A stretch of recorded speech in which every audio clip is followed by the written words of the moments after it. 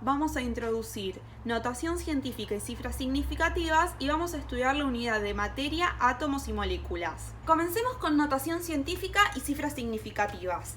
Cuando tenemos un número muy grande, como por ejemplo 50.000, en notación científica lo escribimos como 5 por 10 a la 4. Siempre que usamos notación científica, el número al que multiplicamos por 10 a una potencia tiene que ser mayor o igual a 1 y menor que 10. Otro ejemplo sería escribir 75.100 en notación científica. En este caso no tenemos un número y ceros, tenemos 3 números distintos de 0 y 2 0. Para escribir al número principal se nos dificulta ya que 751 es mayor que 10 y habíamos dicho que el número que está multiplicado por 10 a la n tiene que ser menor que 10. Entonces simplemente vamos a poner acá una coma, ya que si la pusiéramos acá nos quedaría 75, que también es mayor a 10. No es necesario que sea un número entero. Lo importante es que se encuentre entre 1 inclusive y 10 no inclusive. A esto lo vamos a multiplicar también por 10 a la 4. ¿Por qué? Porque la cantidad de números que está después del primero es 4, indiferentemente de si sean ceros o no. Del mismo modo, cuando tenemos un número muy chico, tal que es 0, muchos ceros, y luego aparece un número distinto de 0, como por ejemplo 0,00003, en notación científica lo escribimos como 3 por 10 a la menos 5, donde 5 indica la cantidad total de ceros que tiene ese número. El menos adelante del 5 se usa para diferenciar de los que son muy grandes. Cuando tenemos un menos significa que hay una coma. Si no estuviera el menos sería 3 por 10 a la 5, es decir, 3 seguido de 5 ceros. En este caso también el número que está siendo multiplicado por 10 a una potencia tiene que ser mayor o igual a 1 y menor a 10. Otro ejemplo podría ser el siguiente. En este caso tenemos 3 números que son 0 y 2 que no lo son. Como siempre, primero escribimos todos aquellos números que no son 0. Luego, lo que sabemos es que ese número tiene que ser mayor o igual a 1 y menor a 10. Entonces ponemos una coma para que cumpla la condición. Luego lo multiplicamos por 10 al que lo elevamos a la cantidad de ceros que hay, en este caso 3, y colocamos un menos adelante indicando de que hay una coma. Por último, vamos a pasar números de notación científica a como los conocemos habitualmente para ver cómo sería. Por ejemplo, en este caso, como está el menos, nosotros sabemos que primero van a estar los ceros y luego el número que escribimos. 11 nos indica la cantidad de ceros que va a haber. Bien, una vez escritos los 11 ceros, ponemos una coma luego del primer cero y escribimos tal cual el número. Así es como podemos pasar de notación científica a los números como habitualmente los conocemos. Veamos ahora un caso de números grandes. Vemos que acá no está el menos, sabemos que va a ser un número muy grande. Lo que entonces primero hacemos es escribir este número por el que está siendo multiplicado el 10 a una potencia sin la coma y luego colocamos la cantidad de ceros que nos indica la potencia. Y así es como pasamos de notación científica a los números como antes los conocíamos. El segundo tema que vamos a ver es la materia, átomos y moléculas. Antes de empezar con esto, quiero hacer una aclaración. Vamos a diferenciar componente de fase. Si nosotros tenemos un vaso, todo lo que le pongamos adentro de ese vaso va a ser un componente. Por ejemplo, si yo agarro un vaso y le pongo hierro rallado, sal y agua, va a haber 3 componentes, que son el hierro rallado, la sal y el agua. Sin embargo, lo que nosotros vamos a ver van a ser las fases. La sal se va a disolver en el agua y el hierro no. Entonces van a quedar 2 fases, porque va a estar la fase del agua con la sal disuelta y la fase del hierro rallado. Pero sin embargo hay 3 componentes, ¿sí? Entonces componente es lo que hay y fase es lo que se ve. Aclarado esto, empecemos con el tema. La materia es el objeto de estudio principal de la química. Este es el componente de todos los cuerpos. Forma sistemas materiales, que es la porción del universo que vamos a estudiar. Los sistemas materiales pueden ser homogéneos o heterogéneos. Los sistemas homogéneos tienen una única fase, por ejemplo, habíamos visto la sal disuelta en el agua, y pueden tener uno o más componentes, y se diferencian de los heterogéneos porque en ellos se mantienen las propiedades físico-químicas. Los sistemas homogéneos pueden ser sustancias puras o soluciones. Las sustancias puras tienen la característica de que son sistemas homogéneos con un único componente. Estas sustancias puras pueden ser simples o compuestas. Las sustancias puras simples son aquellas que están formadas por átomos del mismo elemento,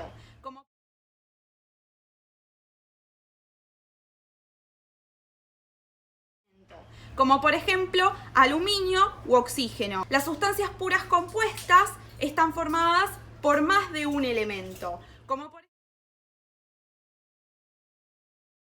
como por ejemplo el agua, cuya fórmula molecular vemos aquí. Las soluciones, cuya abreviación es SN, son sistemas homogéneos formados por dos o más componentes.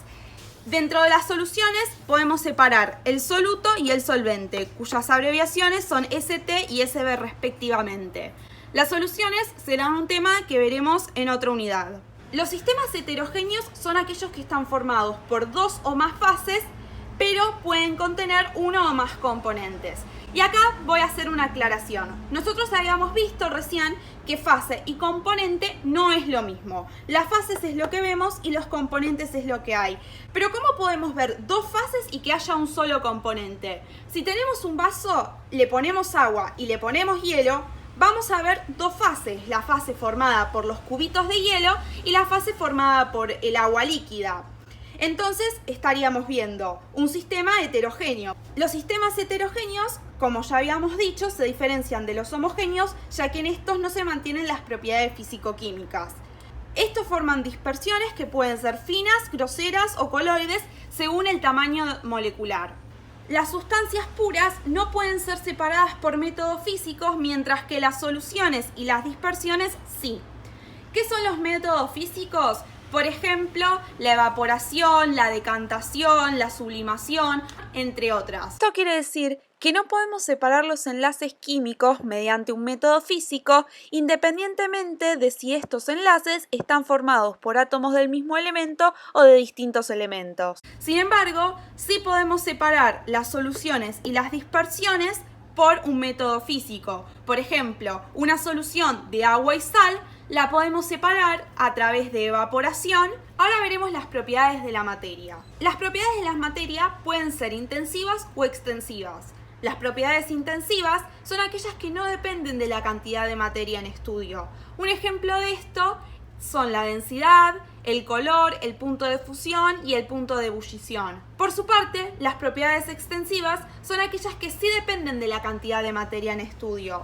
Ejemplos de esto son el volumen, el peso, la longitud, entre otras. Por ejemplo, si nosotros tenemos 10 gramos de hierro, el color va a ser el mismo que si nosotros tuviéramos 10 kilos de hierro. Pero el volumen que ocupe no va a ser el mismo. Allí tenemos un ejemplo sobre propiedades intensivas y extensivas de la materia. Lo último que veremos de materia serán los estados de agregación. Los estados de agregación son los distintos estados en los que podemos encontrar la materia. Cuando algo se encuentra en estado líquido y pasa a estado sólido, se dice que este pasa por un proceso de solidificación. Cuando algo pasa de estado sólido a estado gaseoso, se dice que pasa por un proceso de sublimación. Cuando algo pasa de estado gaseoso a líquido, se dice que sufre un proceso de condensación.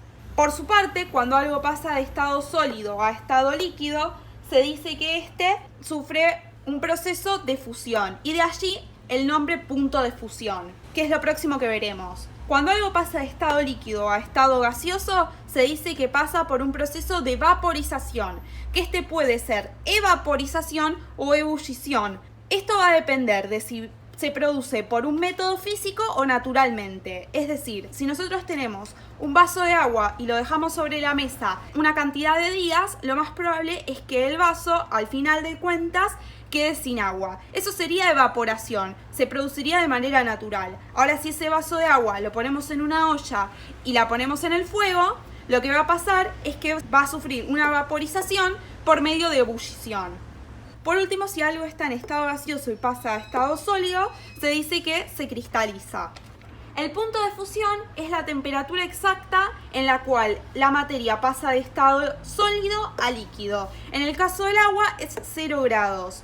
Y el punto de ebullición es el punto exacto de temperatura en el cual la materia pasa de estado líquido a gaseoso. El del agua es 100 grados. Ustedes se preguntarán, bueno, en el caso de la evaporación es lo mismo, sí. No importa si se produce la vaporización por evaporación o por ebullición, se dice punto de ebullición. Lo siguiente que vamos a ver son los átomos y las moléculas. Para empezar, átomo y molécula no es lo mismo. Los átomos son la mínima porción de materia que conserva sus propiedades. Y las moléculas son conjuntos de átomos que interactúan entre sí. Los átomos los encontramos en la tabla periódica. Las moléculas no. Nunca vengan a buscar una molécula en la tabla periódica. Si nosotros no sabemos a qué nos estamos refiriendo, si es un átomo o una molécula, lo que podemos decir es especie, que el significado sería átomo o grupo de átomos. Por ejemplo,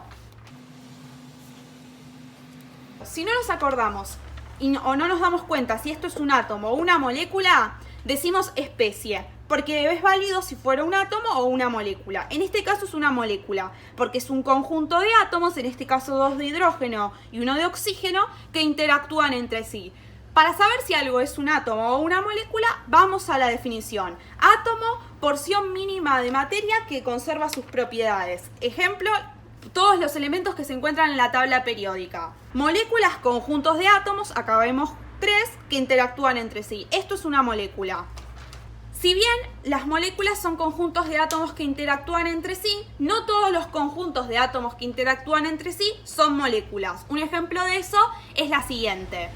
Esto se llama unidad fórmula, pero eso lo vamos a ver más adelante cuando veamos nomenclatura y tipos de uniones químicas. Entonces, si nosotros no sabemos qué es una molécula y qué es una unidad fórmula, llamamos a todos los conjuntos de átomos especie hasta que veamos el tipo de uniones químicas, que es lo que determina si algo es una unidad fórmula o una molécula.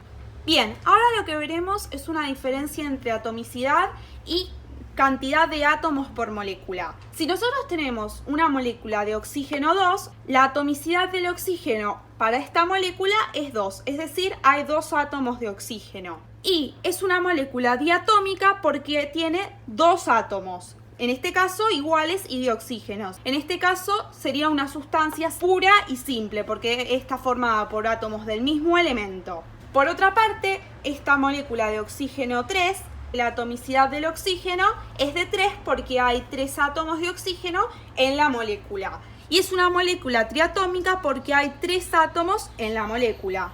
Por otra parte, en esta molécula, que puede ser conocida por algunos, que es de dióxido de carbono, notamos que la atomicidad del carbono en esta molécula es 1 porque hay un átomo de carbono, y la atomicidad del oxígeno es 2 porque hay 2 átomos de oxígeno en esta molécula. A su vez, es una molécula triatómica porque la cantidad de átomos que tiene es 3. Son 2 tipos de átomo, de carbono y de oxígeno. Entonces, en atomicidad diferenciamos cuántos átomos de cada elemento hay por molécula, y cuando decimos que una molécula es triatómica, diatómica, tetratómica, que serían 4 átomos para cada molécula, lo que estamos diciendo es la cantidad de átomos que hay, sin diferenciar de qué elementos sean. En este caso es 3, pero especificamos con la atomicidad el tipo de átomo. Bueno, eso fue todo por este video. Si te gustó, no te olvides de darle me gusta, suscribirte y pasárselo a tus compañeros. Cualquier duda o consejo, déjalo en los comentarios. Hasta la próxima.